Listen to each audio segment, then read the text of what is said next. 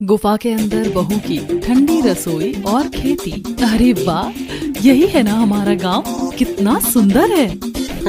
सुंदर तो है पीहू, लेकिन बाहर का टेम्परेचर देखा है?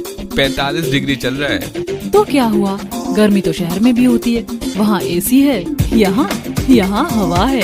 हाँ, वो हवा जो खुद जल रही है।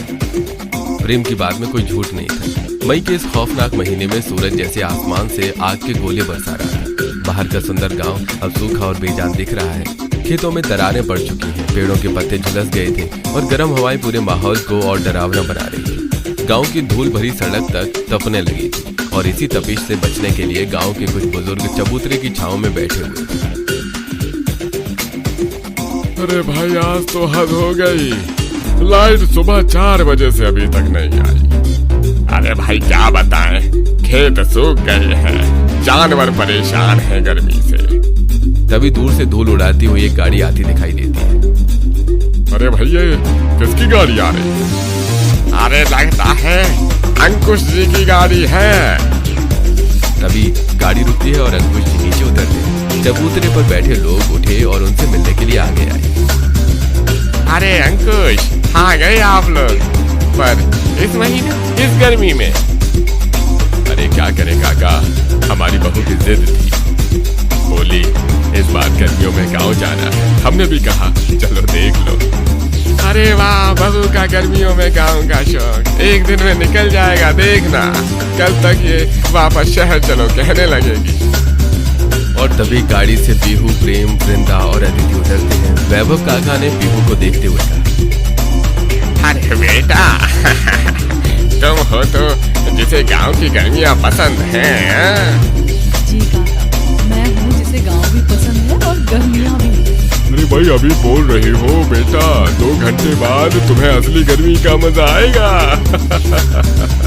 काका आप भूल रहे हैं, मैं शहर से सिर्फ सूट के अपना पूरा दिमाग भी साफ किया। आप 2 घंटे की बात कर रहे हैं, मैं तो अगले 2 महीने यहीं गुजारने का इरादा करके आई हूँ। देखिएगा, मैं इस गर्मी से बचने का भी जुगाड़ निकालूंगी। तभी वृंदा ने सबको टोकते हुए कहा, अरे बाकी की बातें बाद में करना, वरना यहाँ भी सड़क पर खड़े खड़े ही पिघल जाएंगे। चलो अब घर चले भाई साहब, हम निकलते हैं, वरना सूरज आज ही हमें भस्म कर देगा। वृंदा की बात सुनकर सबने कदम बढ़ाए। आगे गली के मुहाने पर अमृता, वैभवी और आशा हाथ में पंखा लिए अपनी अपनी देहरी पर बैठी। गर्मी ने तो दिमाग ही खराब कर दिया, ना अंदर बैठने में चैन है और ना ही बाहर। मेरा तो मन करता है सब छोड़ो और उस पहाड़ी वाली गुफा में जाकर बैठ जा। हाय दरिया, ना गुफा का तो नाम मत लो। पता चला ठंडक के चक्कर में वहाँ गश्ती बसाने गई और खुद ही डरा कहा। मैं जाके ठहरे, पर इस गुफा में ठंडक तो वाकई नहीं, लेकिन क्या फायदा इसी ठंडक का, अब तो वहाँ हो जाता। आशा चाची की बात अभी पूरी भी नहीं हुई थी कि तभी वृंदा अपने परिवार के साथ वहाँ से गुजरी। उन्हें देखते ही सभी लोग अपनी बातें छोड़कर उनसे मिलने लगे। अरे वृंदा जी, आप लोग भी गाँव ऐसी तपती गर्मी में आए, देखिए ना, गर्मी ने तो सबका बुरा हाल कर रखा है। गर्मी तो बहुत है, लेकिन हमारी बहू का गाँव आने का बड़ा मन था, इसीलिए हम सब चले आए। अच्छा, तो बहू जी को गाँव की गर्मी पसंद है? बेटा अभी तो पैर जमीन पर रखे, एक दिन में सारी गर्मी समझ आ जाएगी। तभी की बातें सुनकर पीहू से रहा नहीं गया। उसने अमृता को तुरंत जवाब, जी चाची, समझ आ भी गई, इसीलिए तो आई हूँ। सुना है यहाँ की गर्मी दिमाग की बत्ती जला देती, तो सोचा मैं भी अपना थोड़ा सा टैलेंट यहीं आजमा लूं। पीहू का ये करारा और मजेदार जवाब सुनकर अमृता का मुंह खुलाकर बोलने लगी। वैभवी ने अपनी नजरें झुकाई। वृंदा अपनी बहू की हाजिर जवाबी पर मन ही मन मुस्कुराई और सब आगे बढ़ गए। पर चलते चलते पीहू के कानों में अभी भी आशा चाची का वो अधूरा जुमला गूंज रहा था, उस गुफा में ठंडक तो है। चाची क्या कह रही थी? गुफा ठंडी है, लेकिन वहाँ कोई जगह नहीं है, क्यों? इसी सोच में डूबी हुई पीहू को पता ही नहीं चला कि कब सब लोग घर पहुंच गए। जैसे पुराने घर का दरवाजा खुला, कई दिनों से बंद पड़े घर की धूल और हवा गर्म बाहर निकल आई। फिर सबने मिलकर घर की सफाई शुरू की। जहां प्रेम और अदिति गर्मी से थक चुके थे, वहीं पीहू के चेहरे की खुशी और उत्साह जरा भी कम नहीं हुआ। थोड़ी देर बाद पुराना कूलर भी चल पड़ा। शाम होते होते पीहू ने पूरे परिवार के लिए प्यार से देसी खाना बनाया और फिर आंगन में दरी बिछाकर सब लोग साथ बैठकर खाना खाने लगे। ओ गॉड भाभी, आपके इस गांव वाले एडवेंचर के चक्कर में हम यहाँ आ तो गए हैं, पर ये कूलर भी बस गर्म हवा के थप्पड़ मार रहा है। अदिति, मैंने पहले कहा था पीयू का एडवेंचर अभी शुरू हुआ है, हमारी हालत अभी से टाइट है। अरे खाना खाइए पहले, पेट भरेगा तो गर्मी भी अच्छी लगने लगेगी। जैसे ही सबने पहला निवाला लिया ही था कि कूलर की घरघराहट बंद हो गई। पूरा घर अंधेरे में छा गया, लाइट कट चुकी थी। ये लो, जिसका डर था वही हुआ। भाभी अब तो हद हो गई है, कूलर बंद, पंखा बंद, हम यहाँ कबाब बन जाएंगे। चुप रहो अदिति, पीहू ने इतनी मेहनत से खाना बनाया है। पीहू बेटा तो फिक्र मत कर, मम्मी कोई ना कोई जुगाड़ तो होगा, ये गर्मी हमें हराएगी। अरे हर जगह जुगाड़ ढूंढ लेती हो, पर इस बार बताओ क्या सोच रही हो? अभी कुछ पक्का नहीं है, पर कल सुबह एक जगह देखी। कौन सी जगह? पहले खाना खाओ। सभी लोगों ने जैसे तैसे खाना खाया। रात घिर आई, गर्मी की वजह से घर के अंदर रुकना मुश्किल था। आखिरकार सबने छत पर चादरें बिछाई और वहीं लेटे। यार छत पर तो थोड़ा ठीक है। हाँ छत पर ठीक है, लेकिन क्या हर रात छत पर ही सोएंगे? अरे नहीं, बस एक दो दिन की बात है, लाइट आ जाएगी। यहाँ लाइट का कोई भरोसा नहीं है, पहले भी ऐसे ही था। वहीं पीहू चुप लेटी है, उसकी आंखें खुली है, आसमान देख रही है, दिमाग चल रहा है। इस घर में नहीं चल, कहीं और कोई ऐसी जगह जहाँ दीवारें खुद ठंडी। कुदरत ने जरूर कुछ बनाया, कल की कल। अभी तो मैं आसमान देख। अगली सुबह उमस ने फिर घेरा डाल लिया। वृंदा ने दरवाजा खोला तो सामने अमृता और वैभवी खड़ी थी, जैसे रात भर से वहीं बैठी। अरे वृंदा जी, रात कैसी गई? बहू रानी का एडवेंचर कैसा रहा? ठंडी हवा मिली? हम तो रात भर इंतजार में थे, सोचा सुबह होते ही बहू जी के बैग बन जाएंगे। शहर की हवा याद आती है ना रात को। वृंदा ने एक नजर दोनों पर डाली, चेहरे पर कोई घबराहट नहीं, बस एक शांत मुस्कान, जैसे पहले से पता हो कि सामने वाले क्या कहने वाले। रात बहुत अच्छी गुजरी थी, छत पर सोए तारे थे। शहर में तो ये नसीब ही नहीं होता। और बहू? मेरी बहू का मजाक उड़ाने की कोशिश में जो वक्त लगा रही हैं आप, उतने वक्त में वो कुछ नया सोच चुकी होगी। वो मुश्किल देखकर हारने वालों में से नहीं है। दोनों चुप हो गई और छत पर पीहू दूर पहाड़ी की तरफ देख रही थी। इधर पूरा गांव सूखा, उधर घनी हरियाली। तभी आशा चाची की बात याद आई, गुफा उधर ही है। इधर सब सूखा, उधर घनी हरियाली, कैसे? नीचे से आवाजें आई, तभी पीहू ने झांक कर देखा। नीचे गांव की औरतों को देखकर वो सीढ़ियों से उतरकर नीचे आ गई। अरे बहू जी, सुना है एडवेंचर करने आई हो? तपती गर्मी में शहर का सारा ऐशो आराम छोड़कर। कोई मजबूरी होगी, वरना कौन छोड़ता है ऐसी बेटा। पीहू रुकी, दोनों को देखा, फिर हल्के से मुस्कुराई, न गुस्से से न तकलीफ से। चाची, आपने कभी मैन वर्सेस वाइल्ड देखा है? वो क्या होता है? एक शो है जिसमें एक इंसान अपना सारा आराम छोड़कर सबकी जन्नत में रहता है, सिर्फ इसलिए कि मुश्किल मुझे था। तो चाची, जो आराम छोड़कर निकले वो कमजोर नहीं होता, तो बस औरों से थोड़ा अलग होता है। और तुम शहरी लोग और तुम्हारी ये बड़ी बड़ी शहरी बात है। चाची, बातें शहर की हो या गाँव की, सच्चा हो ना तो हर बात अपनी होती है। दोनों चुप हो गए। वृंदा ने पीहू को देखा और हल्का सा मुस्कुराया। थोड़ी देर बाद दोनों पड़ोस में चली गई और फिर घर में सब साथ बैठकर नाश्ता कर रहे हैं। लेकिन पीहू का ध्यान अब भी सुबह छत से देख रही हरियाली में ही अटका हुआ।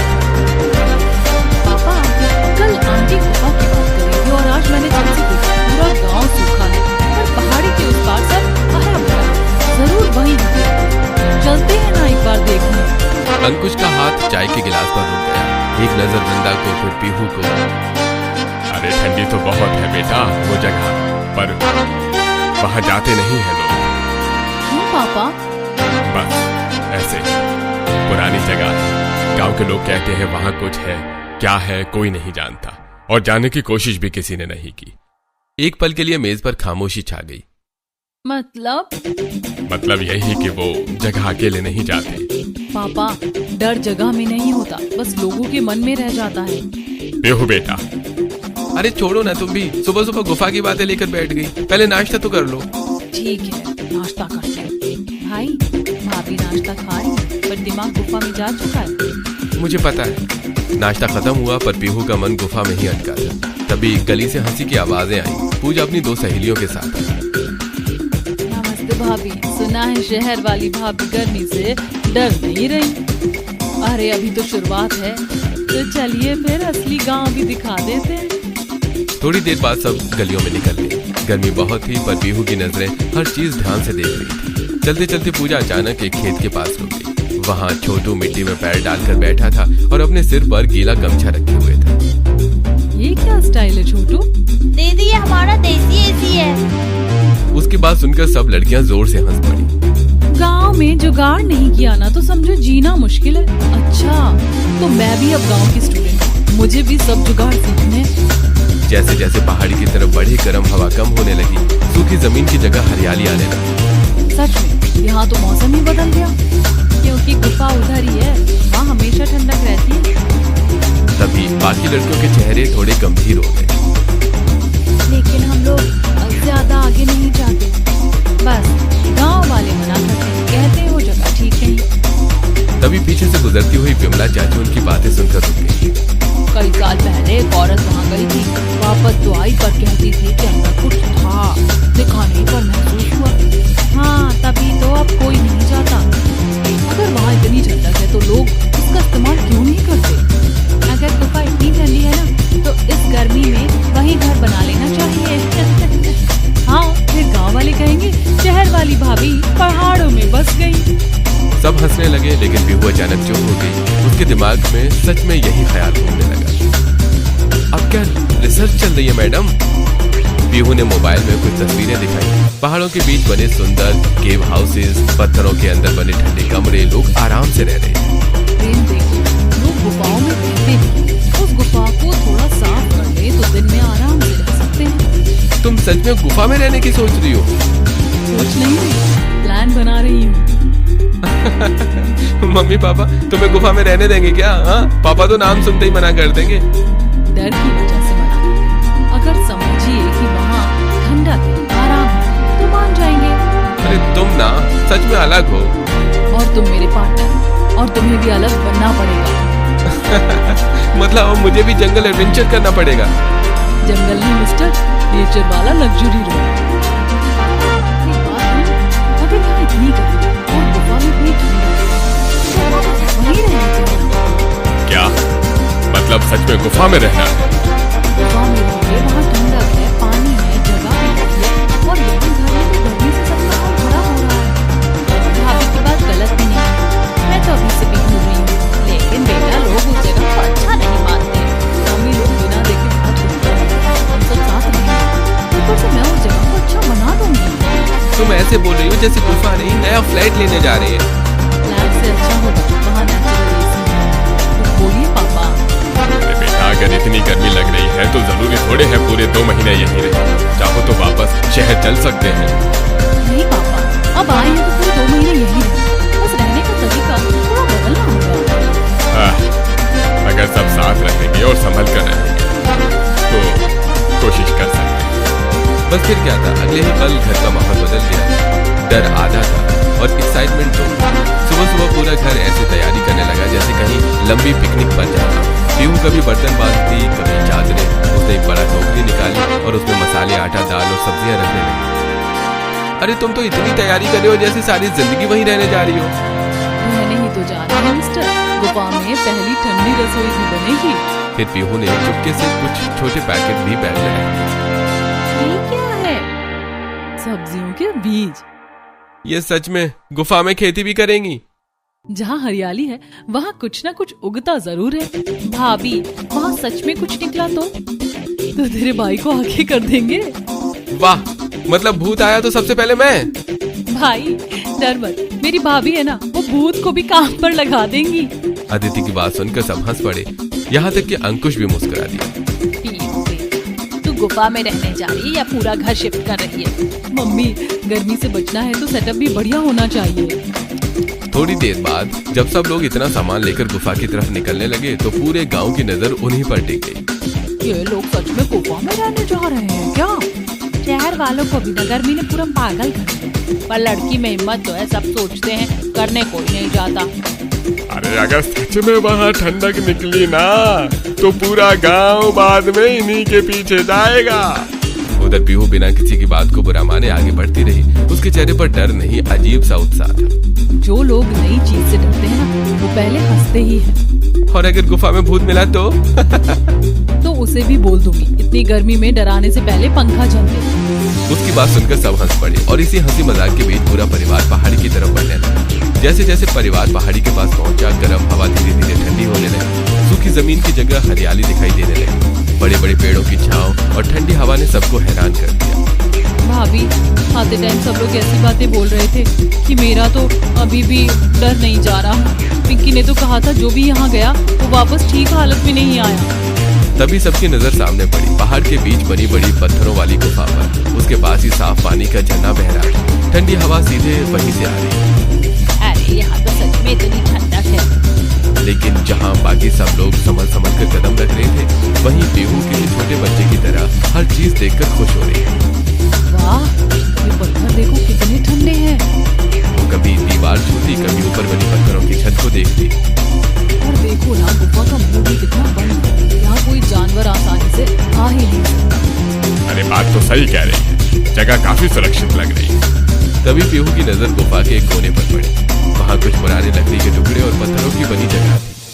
मुझे ना सच में यहाँ पहले कोई रहता। फिर अचानक वो नीचे बैठ गई और मिट्टी हाथ में लेकर देखने लगी। अब क्या चेक कर रही हो मैडम? ये मिट्टी देखिए कितनी अच्छी है। मैं ना यहाँ खेती भी कर सकती हूँ, इसलिए अपने वेजिटेबल सीड्स लाई थी। भाभी, यहाँ लोग डर के मारे कांप रहे हैं और आप खेती प्लान कर रही हो। अरे डरने से अच्छा टमाटर उगा लो। ठीक है भाभी, मान लिया जगह अच्छी है, लेकिन यहाँ रहेंगे कैसे? हाँ मैडम, होटल की बुकिंग तो दिख नहीं रही। जब मैं आप सबको यहाँ तक लेकर आ सकती हूँ तो जुगाड़ भी करूँगी। बस एक शर्त है, यहाँ सबको मेरी टीम बनना पड़ेगा, सबको काम करना पड़ेगा। मैं तो पहले ही बता रही हूँ, मैं सिर्फ सुपरविजन दूंगी। काम बहू करे और मैडम ऊपर से ऑर्डर देंगे। बोलो बेटा, क्या करना है, हम तैयार। बस फिर क्या था, पीहू की आंखों में वो चमक आ गई जो तब आती है जब उसका दिमाग किसी काम पर लग जाए। वो गुफा के अंदर थी और हर कोना, हर पत्थर, हर दरार को ध्यान से देखता है, जैसे कोई आर्किटेक्ट खाली जमीन देखता है और उसमें घर देखता है। और एक कोना देखकर उसका जोश और बढ़ गया। अरे मम्मी, आपकी बहू तो गुफा में ठंडी रसोई बनाने जा रही है। उड़ा लो मजाक प्रेम, लेकिन जब रसोई बनकर तैयार होगी ना, तब तुम वही करोगे जो हर बार। पहले वो बनाओ, खाओ, फिर कहो वाह यार। पीहू ने इधर उधर बिखरे नुकीले और सपाट पत्थरों को देखा। उसने बिना देर किए जमीन से भारी पत्थरों को उठाना और सलीके से जमाना शुरू किया। सबसे नीचे 4 मजबूत पत्थर बेस की तरह रखे, फिर उनके ऊपर एक चौड़ा और सपाट पत्थर कुछ इस तरह फिट किया कि बर्तन रखने की जगह बिल्कुल बराबर हो गई। बीच में हवा के आने जाने का रास्ता छोड़ा और देखते ही देखते बिना ईंट या सीमेंट के पत्थरों का एक बेहतरीन देसी चूल्हा तैयार हो गया। मम्मी, हमारा स्टोव किचन तैयार है। उस चूल्हे से आग तो निकलेगी और दीवारों की ठंडक चेहरे पर पसीना नहीं आने देगी। अरे अब पीहू बेटा, तूने तो पत्थरों को भी काम पर लगा दिया। ये तो बिल्कुल शहर के मॉडर्न किचन जैसा प्लेटफॉर्म बन गया। पत्थरों का चूल्हा तो ठीक है, पर धुआं। पीहू एक पीवीसी पाइप की तरफ इशारा करते हुए था। देखिए, ये पीवीसी पाइप प्रेम जो मैं अपने साथ लेकर आई थी। ये पाइप गुफा की उस छोटी सी दरार से बाहर निकलेगा, सारा धुआं बाहर और सारी ठंडक अंदर। इसे कहते हैं इंजीनियर बहू का देसी जुगाड़। भाभी, आपको ये सब आता भी है? यूट्यूब और मम्मी दोनों से सीखा है। और थोड़ा क्रेडिट अपनी इस मम्मी को भी दे दो बेटा। थोड़ा क्या, सारा क्रेडिट आपको ही जाता है मेरी प्यारी मम्मी जी। चूल्हा बना तो पीहू ने गुफा का पूरा कोना देखा, थोड़ी देर रुकी, फिर मुंह बना लिया। नहीं, ऐसे तो बिल्कुल अनऑर्गेनाइज लग रहा है। अरे मैडम, ये गुफा है, 2 BHK फ्लैट नहीं है। क्या हुआ, गुफा भी सुंदर लग सकती है। चलो कुछ लकड़ियाँ और बड़े पत्थर लेकर आओ। पापा, ये शुरू हो गई। अरे लो, तो चलो बेटा, जब बहू ने ठान लिया है तो पूरा तो करना पड़ेगा। प्रेम और अंकुश बाहर से लकड़ियां और पत्थर लाने लगे। उधर पीहू और जिंदा ने मिलकर गुफा की दीवार के साथ छोटी छोटी शेल्फ जैसी जगह बनाई, पत्थर जमा कर एक के ऊपर एक। देखते ही देखते मसालों के डिब्बे एक तरफ सज गए, बर्तन दूसरी तरफ। चूल्हे के ऊपर लकड़ी की पतली टहनियों से एक छोटा सा स्टैंड भी बन गया। अरे वाह, ये तो सच में रसोई जैसी लगने लगी। भाभी, आपने गुफा को किचन में बदल दिया। अभी तो शुरुआत है मैडम। तभी उसकी नजर गुफा के ठीक बाहर नरम पड़ी मिट्टी पर पड़ी, जहाँ झरने की नमी जमीन तक आती थी। वहाँ मिट्टी एकदम काली और उपजाऊ थी। पीहू रुकी और फिर उसके चेहरे पर वो मुस्कान आई जो प्रेम को अच्छी तरह पहचाना। पीहू, अब क्या? अब कुछ नहीं, प्लीज। ये जो वेजिटेबल सीड्स में देख रहा है ये वक्त आ गया है इसका इस्तेमाल किया जाए और देख कुछ दिन बाद यहाँ हमारी अपनी सब्जियां उगेंगी। पीहू तुम बीज भी साथ लाई थी? जहाँ जाओ साथ रखो, कभी काम आते हैं। अरे बहू तू गुफा में रहने नहीं पूरा नया घर बसाने आई है। घर दीवारों से नहीं बनता पापा, लोगों से बनता है और रसोई की खुशबू से। थोड़ी देर बाद पीहू ने चूल्हे पर सब्जी चढ़ा दी। झरने के ठंडे पानी और देसी मसालों की खुशबू से पूरी गुफा में। वाह भाभी, गुफा में भी इतना टेस्टी खाना। अभी तो बाहर से लाई सब्जियों से खाना बना रही हूँ, लेकिन फिर देखना धीरे धीरे यही अपनी सब्जियां उगेंगी और उनका टेस्ट सोच कर ही मुंह में पानी आ रहा है। अरे बस भी करो मैडम जी, पहले ये वाली सब्जी आराम से खा लें। आपकी खेती को फलने फूलने में अभी थोड़ा टाइम लगेगा। वहीं बैठकर सब हंसते मुस्कुराते खाना खाने लगे। बाहर झरने के बहने की मीठी आवाज थी और गुफा के अंदर ठंडी हवा। पहली बार इस गर्मी में सबको सच्चा सुकून महसूस हो रहा था। ठीक है भाभी, खाना हो गया, अब सोएंगे कहाँ? हाँ मैडम, आपका 5 स्टार रूम कहाँ है? मुझे इतना कम मत समझो मिस्टर प्रेम। धुआं हो या प्राइवेसी, सबका इंतजाम है मेरे इस जुगाड़ू दिमाग में। थोड़ी ही देर में पीहू के कहने पर प्रेम और अंकुश जी को बाहर से सूखी घास, बांस की कपच्चियां और बड़ी लकड़ियां ले आई। पीहू ने गुफा के दोनों कोनों में पड़े भारी पत्थरों को स्टैंड की तरह इस्तेमाल किया और उन पर लकड़ियां टिका दी। फिर ऊपर से सूती चादरें और पुरानी साड़ियां डाल दी गई। देखते ही देखते गुफा के भीतर छोटे छोटे हवादार कमरे तैयार हो गए। भाभी, ये तो किसी लग्जरी कैंपिंग जैसा लग रहा है। यकीन नहीं होता कि बाहर 45 डिग्री और यहाँ मुझे चादर ओढ़नी पड़ रही है। अरे ये तो सच में घर जैसा लग रहा है। अरे बहू को एडवेंचर का शौक है, लेकिन दिमाग भी खूब चलता है। सब अपने अपने बिस्तर पर लेट गए। बाहर गर्म हवाएं चल रही थी, लेकिन गुफा के अंदर ठंडी हवा और सुकून। अगली सुबह गांव में सबकी बातें बस उसी गुफा को लेकर। पूरा एक दिन मुझे कोई खबर ही नहीं आई। मुझे तो डर लग रहा है कि सच में कुछ गड़बड़ ना हो। अरे पहले भी लोग वहाँ जाने से डरते थे, यूं ही नहीं डरते थे। दिन धीरे धीरे गुजरने लगे। बाहर पूरा गांव अब भी गर्मी से परेशान था, लेकिन गुफा के अंदर सबकी जिंदगी बदल चुकी। सुबह पीहू सबसे पहले झरने के पास बनी अपनी छोटी सी खेती देखने लगा। उसने टमाटर, मिर्च, धनिया, लौकी और भिंडी के बीज लगाए। हर दिन मिट्टी से छोटी छोटी हरी पत्तियां निकलती देख उसके चेहरे की खुशी बढ़ जाती। देखो देखो, धनिया निकल आया। भाभी, आप सब्जियों को ऐसे देख रही हो जैसे बच्चे स्कूल में फर्स्ट आ गए हो। उधर रसोई भी अब पूरी तरह जम चुकी थी। सुबह चूल्हे पर गर्मा गर्म पराठे बनते, दोपहर में झरने के ठंडे पानी के पास बैठकर सब खाना खाते और रात को ठंडी हवा में बातें करते। सच में इतने सुकून से तो हम शहर में भी नहीं रहे। गांव वाले अब भी दूर से पहाड़ी की तरफ देखते रहे। सबको इंतजार था कि आखिर गुफा से क्या खबर आएगी। इतने दिन हो गए, फिर भी सब ठीक कैसे है? मुझे तो लगता है कुछ ना कुछ जरूर है इस जगह में। लेकिन उधर गुफा में सब हंसी खुशी रह रहे थे। फिर एक रात अचानक तेज आवाज गूंजने लगी। हवा जोर जोर से चल रही थी। बाहर पेड़ों की सरसराहट और झरने की आवाज मिलकर डरावना माहौल बना रही थी। भाभी, ये कैसी आवाज है? ये कैसी आवाज थी? सब डर गए, लेकिन पीहू बिल्कुल शांत थी। अरे डरिए मत, इतने दिनों से यहाँ रह रहे हैं ना, कुछ हुआ क्या? तो फिर ये आवाज? चलो बाहर चलकर देखते हैं। बाहर तेज तूफानी हवा चल रही थी। बड़े बड़े पेड़ हवा से टकराकर जोर जोर से हिल रहे थे। झरने का पानी पत्थरों से टकराकर गूंज पैदा कर रहा था। देखा, आवाज इन पेड़ों और झरने की। लोगों ने डर डर कर इसे भूत बना दिया। अंकुश कुछ पल चुप रहे, फिर हल्का सा मुस्कुरा दिए। अरे सही कह रही हो बेटी, हम इतने दिन से यहाँ हैं, लेकिन कभी कुछ गलत महसूस नहीं हुआ। उस रात के बाद सबका डर लगभग खत्म हो चुका था। अब गुफा सच में घर जैसी लगने लगी थी। फिर कुछ दिनों बाद दोपहर के समय जब पीहू अपनी छोटी सी खेती में पानी डाल रही थी, तभी बाहर किसी के कदमों की आवाज आई। लगभग 30 साल का एक आदमी धीरे धीरे गुफा की तरफ बढ़ रहा था। कौन है भाई? मैं विवेक, वो गांव में सुना कि आप लोग सच में यहाँ रह रहे हैं, इसलिए देखने चला आया। विवेक गुफा के अंदर का माहौल देखकर खुद हैरान रह गया।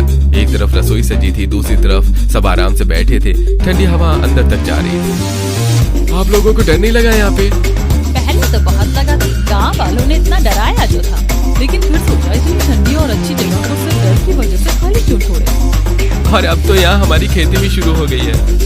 विवेक कुछ पल चुप रहा, फिर हल्का सा सिर हिलाकर मुस्कुरा दिया। अच्छा ठीक है, मैं चलता हूँ।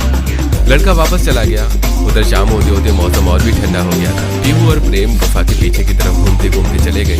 वहाँ बड़े पत्थरों के बीच एक बहुत छोटा सा कमरा दिखाई दिया जो कि बंद था। अरे ये पहले तो नहीं देखा।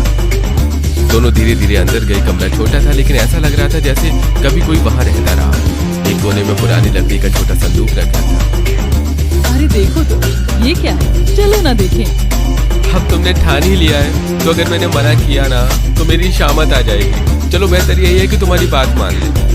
दोनों धीरे धीरे उस छोटे कमरे के अंदर गए। चारों तरफ धूल जमी हुई। तभी एक कोने में रखा पुराना लकड़ी का संदूक पीहू की नजर में आया। प्रेम, देखो यहाँ कुछ रखा है। पीहू झुककर संदूक के पास बैठ गई और उसने धीरे से ऊपर जमी धूल हटाई और फिर उसका ढक्कन खोला। अंदर एक पुरानी डायरी रखी जिसके पन्ने पीले पड़ चुके। पीहू उसे धीरे से उठाकर पढ़ने लगी। जो डर पर काबू पालेगा वही इस गुफा की ठंडी सांसों को महसूस कर पाएगा।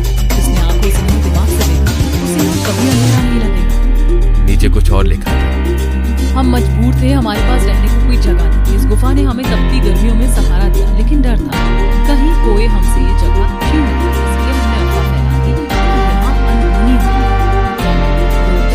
और ये जगह सिर्फ हमारी रही। लेकिन मुझे एहसास है कि हमें लोगों को इस नेमत से दूर रखा। कुछ पल के लिए दोनों चुप हो गए। मतलब इतने सालों से लोग बेवजह डरते रहे। देखा, कभी कभी सच डर से कहीं ज्यादा आसान है। दोनों तुरंत बाहर आए और सबको डायरी के बारे में बताया।